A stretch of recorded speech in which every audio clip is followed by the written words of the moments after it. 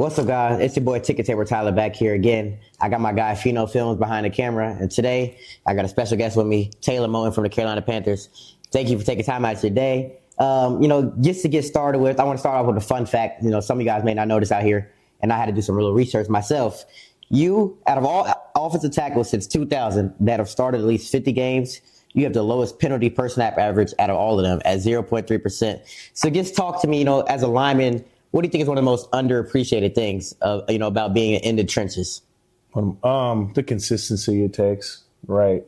Being an offensive lineman, typically people don't notice you until you do something wrong, right? But you got to take pride in the attention to detail it takes, especially just the dogs that you have to block and make sure don't touch the quarterback or the ball carrier, whoever it is. And, you really just got to take pride in the offense scoring. Absolutely. The quarterback doing well, the receivers having a chance to catch the ball, the running backs being able to get the yards that they can get, and you really just, appreciate the team effort it takes, right? And you really see that, it takes all 11 guys really to make it happen. For sure. And, you mentioned consistency. You set a school record at Western Michigan for career starts with 52. And then, since being in the NFL, you started in 113 out of 129 games. So like you said, you're practicing what you're preaching right there. So as a Panthers fan myself, thank you for always being there, showing up, blocking, whoever the quarterback is, taking your job seriously and whatnot. I truly appreciate that. Another thing to mention, mentioned about blocking for the quarterback. Just talk to me about Bryce, what type of guy he is, and how you've seen him progress so far in the league. Oh, I think he's a great quarterback, great guy. Yeah. Love working with him, love getting the chance to protect for him, and excited for what this year brings for him. Great, humble, down to earth, and, just comes in every day working, with the right mindset, with the right process. And, it's wonderful to see, especially someone at that young age, just his maturity. Yeah. Bryce, he's making that stride for sure. We saw it in a couple of games last year, whether that was against Philly or Kansas City. He's becoming one of the better quarterbacks in the league, in my opinion. You've been in the league, I believe, 7 years now. And you've had a contract extension. Just talk to me what that's like. And then, for younger guys in the league, what is that feeling of getting that extension, knowing that, you've done the hard work in order to necessarily stay with the team?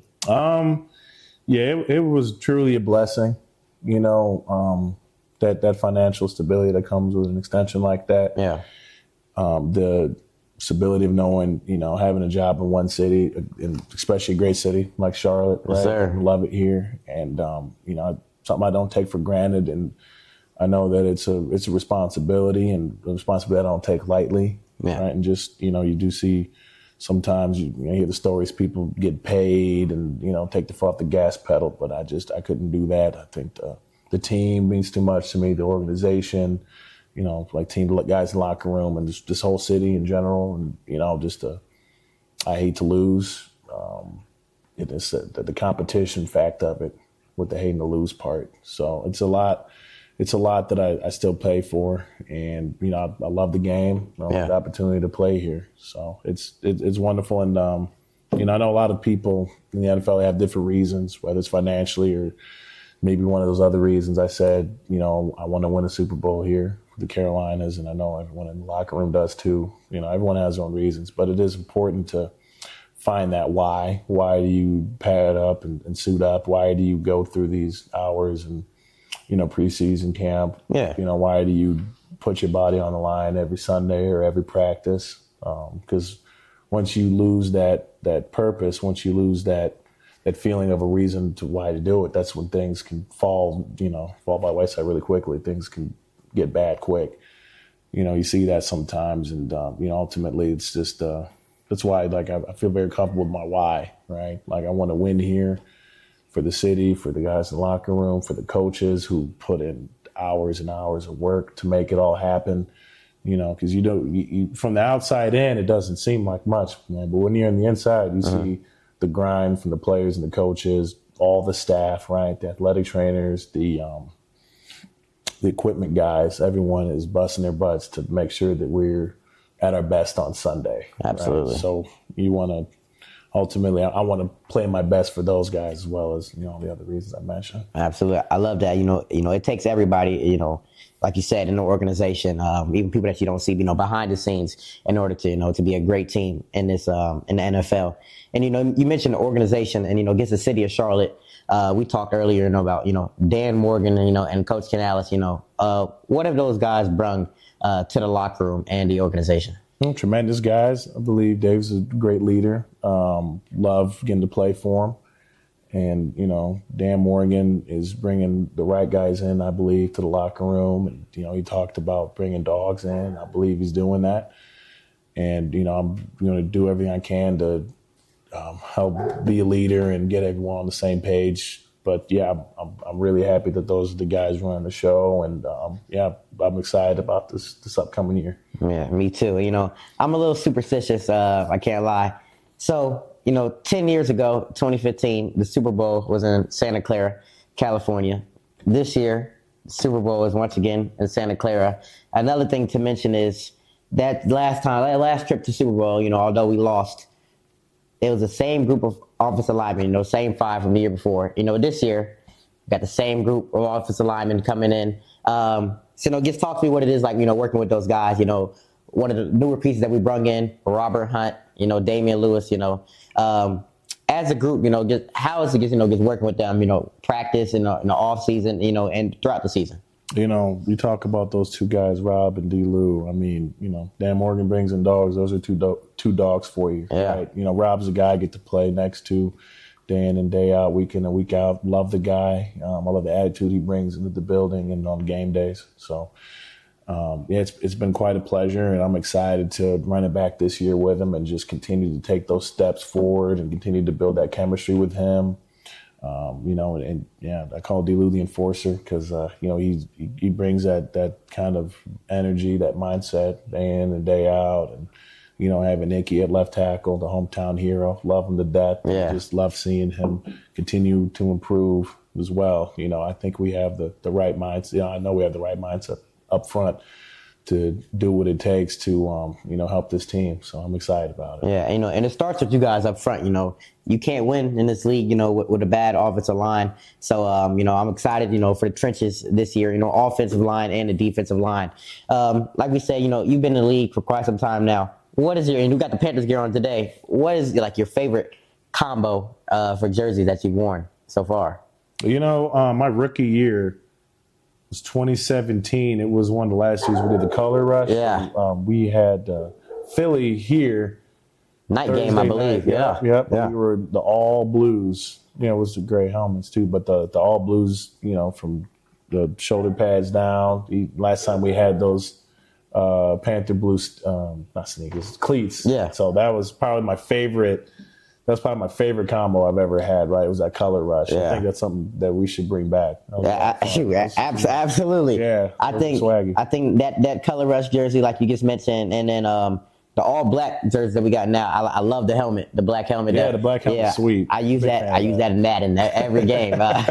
So, just talk to me about necessarily. I would say, how would I word this? Coming into this year, like I mentioned, we have, a couple of new additions, running back, with Rico Dowdle. We've got a new linebacker. Also another people in the trenches. Just what do those additions mean to you? We talk about with depth for this in NFL. Yeah, I mean, depth is very important.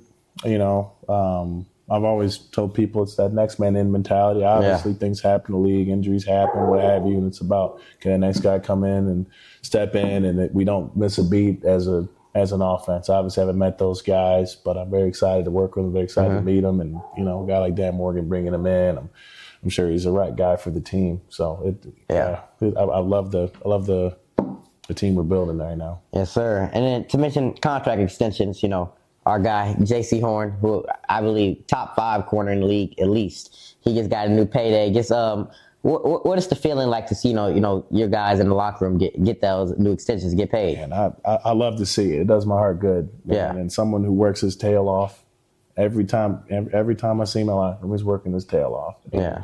You talk about a dog mindset. He epitomizes that. And he has like I am not going to lose this rep mentality, something you need to be dominant. Obviously, I'm going to play corner, but being a tackle is a lot of similarities. I'm not going to lose this rep. It cannot happen. Right? For sure. And you see that out of him playing and play out.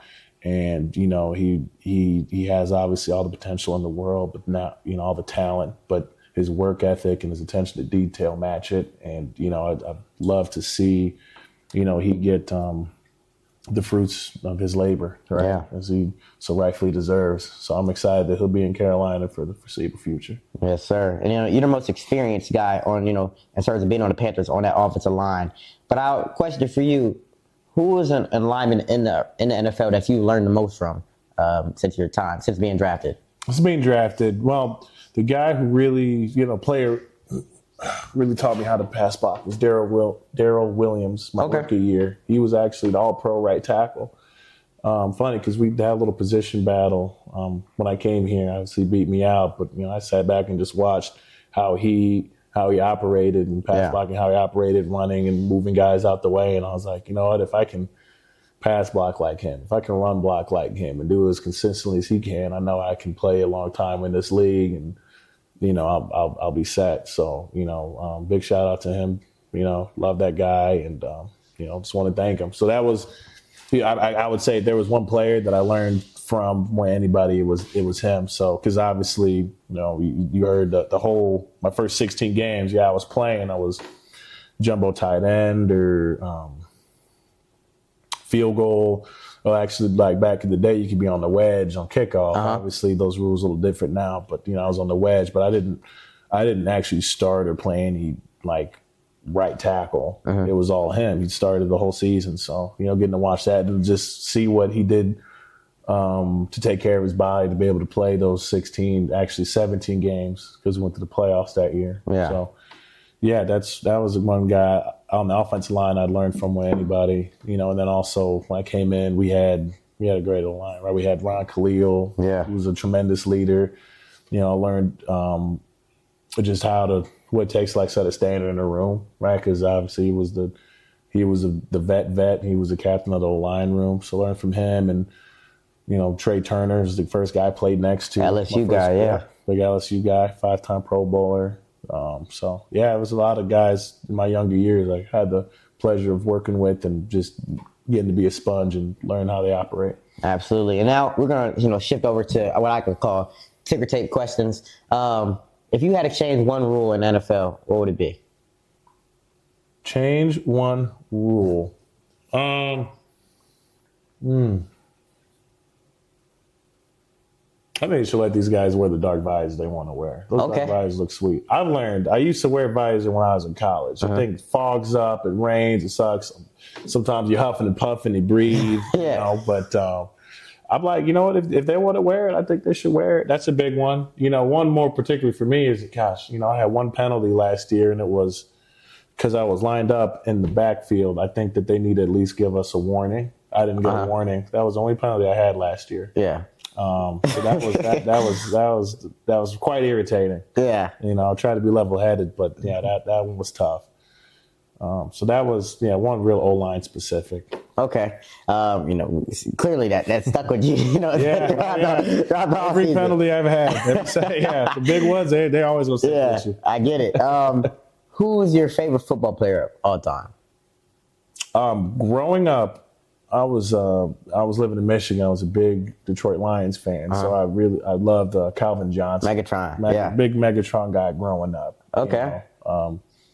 But I guess right now I'd say Robbie's the guy that helps me out more than anybody out there on the field. So yeah.